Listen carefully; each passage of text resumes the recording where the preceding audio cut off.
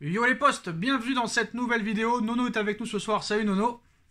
Salut Sacha. Alors Nono, on commence avec la prolongation de Eric Junior Dina Ebimbe, qui bénéficiera alors d'une forte revalorisation salariale, mais dans la foulée, il va être prêté avec option d'achat au Bayer Leverkusen, une option d'achat de 15 millions d'euros avec un fort pourcentage à la revente. Est-ce une bonne affaire pour le Paris Saint-Germain? Oui, je pense, parce que c'est l'un des jeunes qui m'a le moins impressionné. Voilà. Alors Donc, pour ceux qui ça serait pas une mauvaise affaire. Alors pour ceux qui n'ont pas compris, hein, Paris prolonge Dina Ebimbe pour être sûr de le revendre, parce qu'il est en fin de contrat en 2023. C'est pour ça qu'il est prolongé, pour ceux qui se posent la question. Donc Nono, pas de regret. Non, non, pas de regret pour lui. Alors je sais qu'en neuf, tu m'as dit, par contre, il y a un danger, parce que quand on voit les Nkunku, quand on voit les Coman, et quand on voit celui qui a mis un triplé il y a quelques jours, le petit Diaby, hein, il y a quand même danger que les petits joueurs Titi parisiens se portent très bien à l'étranger. Hein. Ben ça, c'est le problème. Ça, c'est le problème que je n'arrive pas à m'expliquer. Ils partent à l'étranger et ils flambent. Nkunku, exceptionnel. Le petit Diaby qui a l'air de progresser à vitesse grand V. Donc, point d'interrogation. Je n'arrive pas à comprendre ça. Diaby d'ailleurs qui a mis un triplé en Bundesliga ce week-end. Alors, nous sommes le lundi 24 janvier et toujours au même point dans le dossier Tanguy Ndombele. Ça discute encore entre le Paris Saint-Germain et les Spurs de Tottenham pour un prêt ou un échange. Ce que voudrait Paris, c'est un prêt avec une option d'achat. Tottenham veut que Paris prenne un plein temps le salaire de Tanguy Ndombele. Donc qu'est-ce qui va se passer? On va être très vite fixé, vu qu'il reste qu'une semaine. Il n'y a eu aucune discussion pour inclure Jorginho Wijnaldum dans le deal d'un prêt pour Tanguy Ndombele. Mais s'il y a départ de Dina Ebimbe, ça pourrait laisser une place libre. Et là, Paris pourrait prendre la décision d'assurer à 100% le salaire et de prendre Ndombele. Qu'est-ce que tu en penses un petit peu, Nono, de tout ça? Non, mais je pense que ça suffira pas. Le problème qu'on a, c'est qu'on a trop de monde au milieu de terrain. On a trop de joueurs qui veulent pas partir. Style Paredes, style, comment il s'appelle, Herrera. Donc, c'est sûr qu'après, la masse salariale, elle explose. Et là, on se retrouve en difficulté. Donc, comme à chaque fois, erreur de recrutement. Et après, on veut recruter un bon joueur, on a des problèmes, on n'y arrive pas. Oui, mais là, faut pas oublier que c'est pas la même chose. Ce serait un prêt avec option d'achat, donc ce serait pas option d'achat obligatoire. Ce serait peut-être que pour 6 mois dans un premier temps. Il faut pas oublier que Rafinha est parti à la Sociedad et que Dina Ebimbe pourrait partir. Donc ça te laisse quand même 2 places. Oui, mais c'est des joueurs mineurs. C'est des joueurs mineurs. C'est des gros salaires comme Herrera et Paredes qu'il fallait éventuellement soit vendre, soit prêter pour alléger cette masse salariale.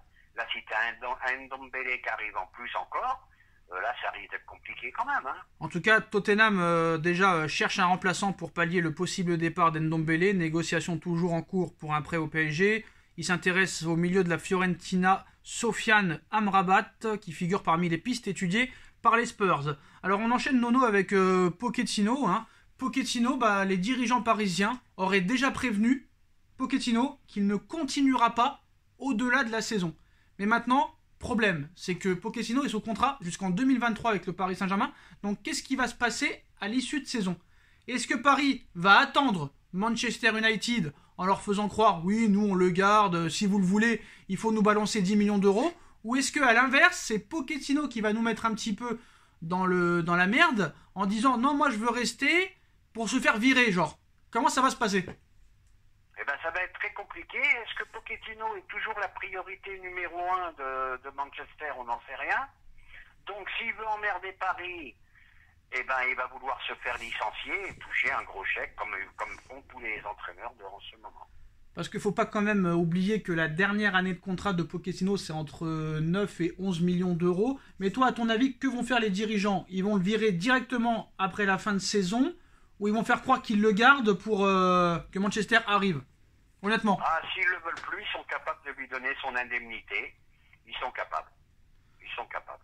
Ils n'ont pas peur de changer d'entraîneur, ça s'est fait plusieurs fois. Bon, je pense qu'ils préféreraient que ça s'arrange avec Manchester United avec lui. C'est sûr. Mais là, je crois qu'ils ils en veulent plus. Donc, ils paieront l'indemnité, à mon avis. Alors, Nono, on va parler d'une chose incroyable. J'en ai parlé dans ma vidéo. Je voudrais savoir ce que tu en penses. Sport qui nous dit qu'un échange improbable pourrait arriver, un échange Ter Stegen-Donnarumma, en nous expliquant que Mino Raiola pousserait pour que Donnarumma vienne au Barça et Ter Stegen au Paris Saint-Germain. Alors, si tu as une réaction, dis, mais c'est vraiment des torchons, parce que Mino Raiola est en soins intensifs à l'heure actuelle, donc je pense pas qu'il pense à ça en ce moment. Donc Sport, réellement, tu te demandes maintenant comment ils font pour être aussi importants et avoir des médias comme ça. Les mecs, ils inventent tout et n'importe quoi. C'est très simple, les médias espagnols, c'est vraiment des torchons. Bon, toutes ces rumeurs bidons qui sortent, eh ben, il faut vendre. Voilà, il faut vendre.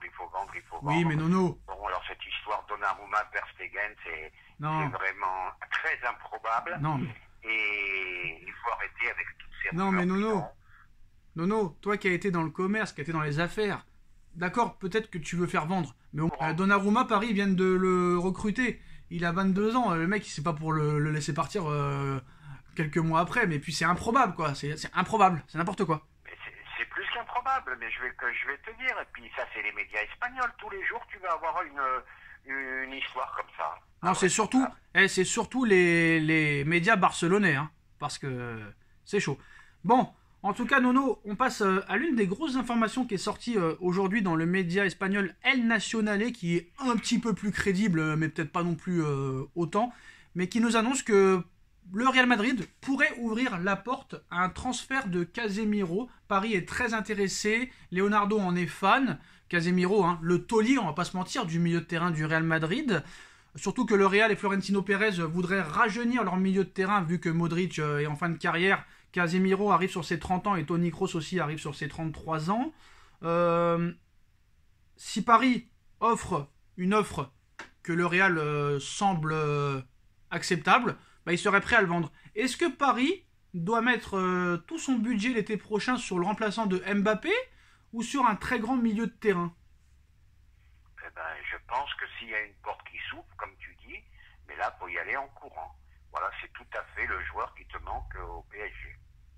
Alors pour ceux qui argumentent pas trop, hein, beaucoup d'insultes, beaucoup de choses comme ça, c'est très simple. Il faut connaître un petit peu la stratégie de Florentino Pérez, c'est que dès que tu arrives à l'âge de 30 ans et qu'un joueur comme Casemiro, par exemple, ou comme les Varane qui sont restés plus de 10 ans, ou les Benzema ou d'autres, Pérez l'a très bien dit il y a quelques mois, tout le monde est libre de partir du Real Madrid. Et surtout que Pérez, c'est pas comme le PSG, il va pas attendre que le joueur soit en fin de contrat pour le vendre. On l'a vu avec Varane, on l'a vu avec Ronaldo, donc c'est simple.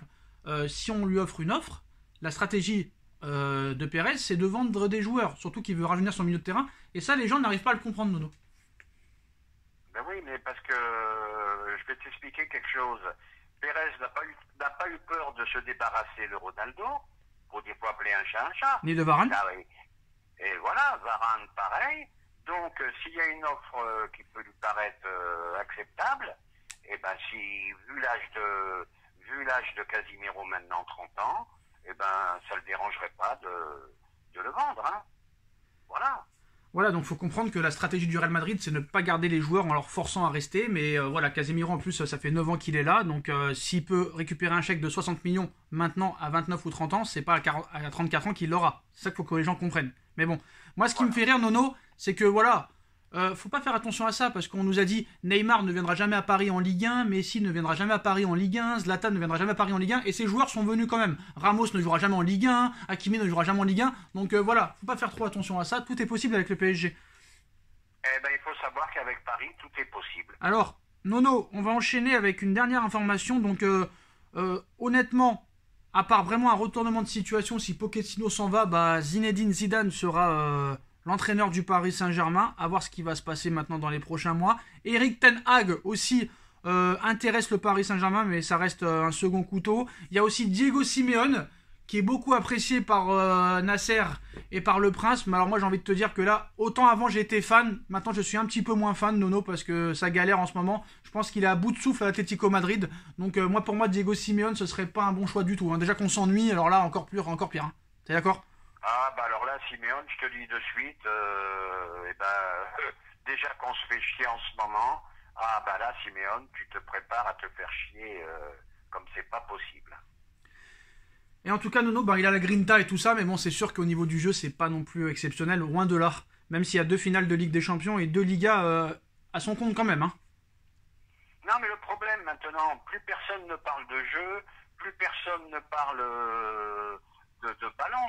On ne voit que par les résultats, que par ceci, que par cela. Je vois encore hier, bon, c'est vrai, tu gagnes 4-0 contre Reims, mais quand j'entends que ça a été un grand match par certains, ouais. J'exagère, un bon match, ouais. Eh ben, je suis peut-être aveugle. Moi, je me suis ennuyé encore hier, je suis désolé. C'est mieux qu'il y a quelques semaines, mais c'est pas non plus exceptionnel si on veut être vraiment objectif.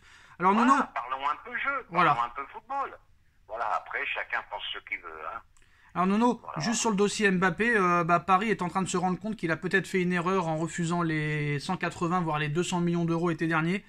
Le PSG a pris un risque XXL. Je crois que l'ego a pris le dessus sur la raison. Et moi je pense honnêtement que même s'ils sont complètement milliardaires, multi-milliardaires, je pense que quand même moi ils ont fait une erreur de refuser. Et en interne, ça se dit que vraiment Paris regrette d'avoir refusé les 180 millions d'euros du Real Madrid. Donc je pense que là, le PSG a abdiqué et que Mbappé ne prolongera pas. Hein. Mais tout Qatar ou pas Qatar, refuser 200 millions, c'est quand même énorme. Et puis, moi, je le dis et je le répète, Mbappé sera un joueur du Real de Madrid l'été prochain. Et voilà, les postos, en tout cas, il faudra trouver son remplaçant. Alors, si Haaland ne vient pas et si Mbappé s'en va, là, ça va commencer à devenir très problématique. Il va falloir que Paris trouve une solution. En plus, on a vu que Chiesa, le pauvre, Nono, blessé pour 7 mois, ça aurait pu être aussi une bonne alternative, mais voilà, il ne sera pas disponible. Donc, ça va être très compliqué, si jamais Mbappé ne vient pas, de trouver un remplaçant. Nono va chercher de son côté, moi, je vais chercher de mon côté, même si Nono, on sait que son rêve, ce serait Mohamed Salah, on va pas se mentir. Mais... Ah, mais moi Salah, c'est vraiment... il fait encore une saison exceptionnelle. Exceptionnelle. Donc peut-être qu'en plus de ça, d'être un joueur maghrébin, ça pourrait peut-être pousser Doha à quelques mois de la Coupe du Monde à y aller dessus, comme avec Achraf Hakimi et d'autres joueurs. Surtout que Mohamed Salah sera en fin de contrat en 2023, donc s'il ne prolonge pas, peut-être que Liverpool songera à le vendre. Voilà, ce sera la fin de cette vidéo. Dites-moi en commentaire ce que vous en avez pensé. On like, on partage, on commente, on s'abonne. Merci Nono d'avoir été là. Merci Sacha. Et puis on se retrouve très vite pour une nouvelle vidéo. Tchuss. Tchuss.